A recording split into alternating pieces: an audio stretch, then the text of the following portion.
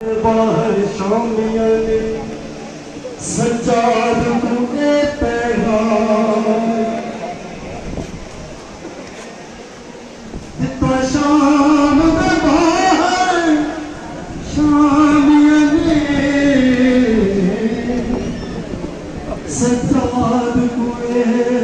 पैगाम अब पैदल वो बलबार ताई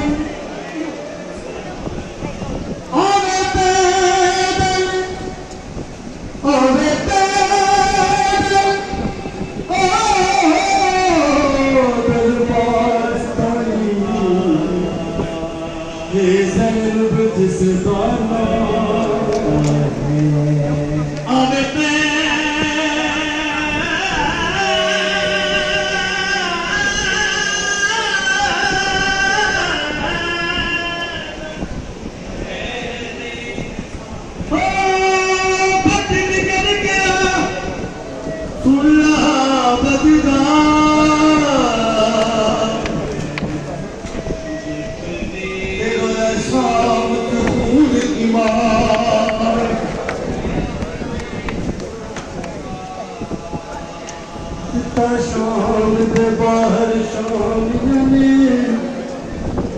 सज्जाद को पैगाम आए पैदल दरबार तक हे ज़ैनब जिस खाना और बीबी ज़्यादा कुछ नहीं हुआ है अजय साहब माने के लोग हो रहे थे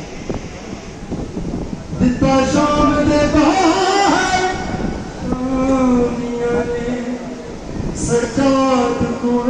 पैगाम आवे पैदल दरबार तक हे ज़ैनब जिसका नाम फट जिगर गया सुन आबद दा मेरा शाम च खूने किंज कीता है किंज कीता है किंज कीता है सब भुखिया दे